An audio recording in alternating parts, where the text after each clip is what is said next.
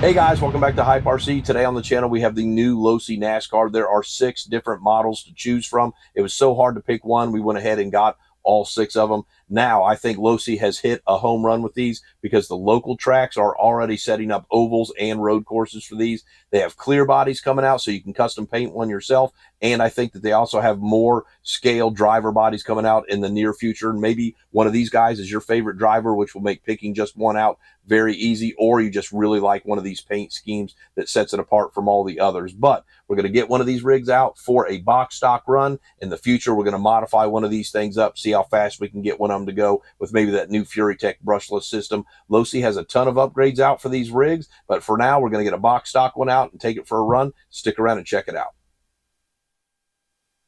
So first, let's go ahead and take a look at the packaging and the box art. So this is the Ryan Blaney Ford Mustang Menards car. This thing looks absolutely awesome, licensed Ford Mustang. And then on the side, they show you the 4 independent oil-filled shocks, composite chassis, 2S LiPo battery system with a brushed motor. 20 minutes of runtime is what they claim on the box. Licensed Goodyear tires, and then it is all-wheel drive. Does come with the SLT2 remote, very easy to work on, and then it does come with a battery and a battery charger. So the rest of this box art is very nice. Tells you a little bit about Ryan Blaney here on the side, then a nice detailed picture of his car on a track. So let's go ahead and get this out of the box. So we're going to have to cut a couple factory tabs on this guy on both sides. So we'll get that out. Get these tabs opened up. So they have packaged this very well. Car looks like it's very well held into this as well. So let's go ahead, pull the side of the box open. So the car comes right out. That is super sharp looking in person, guys. Very impressed with this. It's much bigger than what I thought it was going to be. So we're going to have to clip the remote out. We've got a couple zip ties here. And then on the back of this, you're going to have to unfold the box like so. And then we've got another tab right here that you're going to have to cut. And so there is your SLT2 remote. That's very nice. This takes 4 AA batteries that do come with the car. Now there's the charger. The battery is going to be installed in the vehicle already. Very nice instruction manual, LOSI stickers. Looks like they send you a thing for upgrade parts as well. Adjustable turnbuckles. Those are going to be extremely important. Aluminum knuckles, extra drive shafts. Those are CVDs for the front. Aluminum hexes, aluminum motor mount. Very nice. Let's go ahead and get this car out.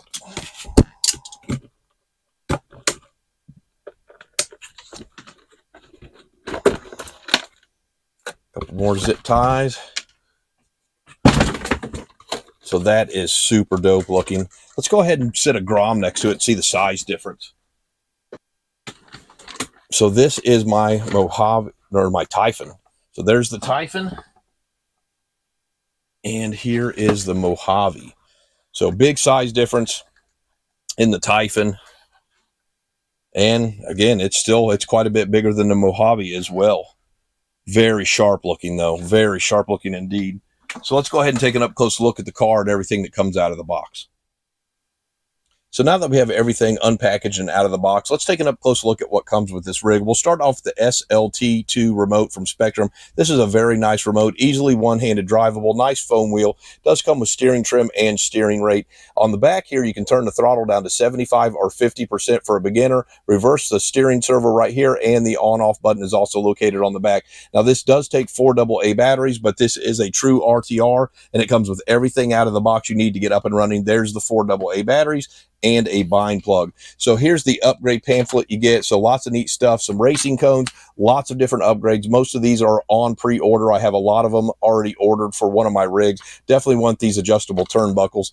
Then a very nice user's manual. This is extremely thick. Tells you everything you need to know about the car, how to bind the remote, the ESC, and lots of good information in here as well. Then a very nice USB-C charger for the battery. Of course, you get a 2S 1400 milliamp 30C battery for the car, and then a very nice LOSI decal to go ahead and dress up your garage with. And then, of course, you get the rig itself. Let's take an up close look at the car. Let's start off by taking a look around the outside of the car. So this is a Ford Mustang NASCAR, very nice splitter on the front. It is held on by 4 body clips. I would have loved to have seen this to be clipless, but they kind of look like racing pins. So we'll go ahead and say that that's okay. So this is the Ryan Blaney number 12 Menards car. These Goodyear Eagles look absolutely like the one-to-ones. They have done a fantastic job with the scale details. We have a very nice diffuser on the back, very nice spoiler on the rear. This looks just like the one-to-one race car. So really, LOSI has done a fantastic job with bringing these vehicles out. So let's go ahead and take a look underneath the hood. So it looks like LOSI has done a fantastic job underneath the hood on this rig. It looks to be heavy duty in all the right places. So the front and rear shock towers are extra thick. These body mounts are super heavy duty, as well as the body posts. We have extra bracing up here on the foam front bumper and lots of extra bracing on this rear diffuser. I really like these side guards as well, because rubbing is racing, and I can definitely see these cars getting into each other, and it's nice to know that body has some support underneath it. Now, we do have 4 medium compound foam-filled racing tires on this. These are a very nice grippy rubber. Now, we do have CVDs in the front and rear as well with the V2 diffs. This is a 4-wheel drive vehicle with the center drive shaft running inside this encasing, which is nice so that it doesn't get bound up or rub on the wires. Now, these are 4 big bore oil-filled shocks with adjustable collars. So that is one way you can tune in this vehicle, is to adjust the spring rate and the oil inside these as well. Now, we do not have adjustable turnbuckles on this. That is an upgrade you can do down the road, which I'm definitely going to take a look at doing, because I'd love to be able to tune in the tow and the camber on this vehicle. Now, the electronics in here are the standard electronics from your Arma Grom. This is an SX110 all metal gear servo, a 25 amp 2-in-1 ESC, a cooling fan, and a 380 brushed motor. Now, this does have ball bearings throughout, so LOSI has done a fantastic job. Let's take a look on the bottom side. So this does look like a Grom chassis, but it is way longer than the standard Grom chassis. Now, you can see here that we do not have the adjustable turnbuckles. These A-arms look extra heavy duty as well. Same with the front and rear diffuser and bumper. They've done a fantastic job. There's not a lot of flex in this at all. So all in all, LOSI has really done a great job on this rig. So let's go ahead and get those batteries charged up and get this thing out for a bash. So while we're waiting on those batteries to charge, I wanted to show you guys the 3 different models of cars that you can pick up in these NASCAR liveries. So we have a Ford Mustang, a Toyota Camry, and a Chevy Camaro. And really, if you plan on running a stock class in these, most of the Chevys actually come in a blue and white, blue and yellow, or like this one, a blue and red. And when you're running around on the course, it's going to be kind of hard to differentiate all those cars from each other. So I would suggest picking up either the Menards car or the Bass Pro car, because these are going to be much easier to see and pick out while they're going around the track. Now, I do have to admit, I think the Martin Truex Toyota Camry is the best looking car in the bunch. This black and gray camo on the side, and Cabela's and Bass Pro are my 2 favorite shops to go and run around and buy some goodies at, besides the local hobby shop. But the good old boys aren't going to like the fact that this is a Toyota Camry. But in my personal opinion, I think this is the best looking car amongst all 6 that we have out right now. So those batteries are done charging. Let's get out for a bash. LOSI NASCAR Box Stock 2S Speed Run.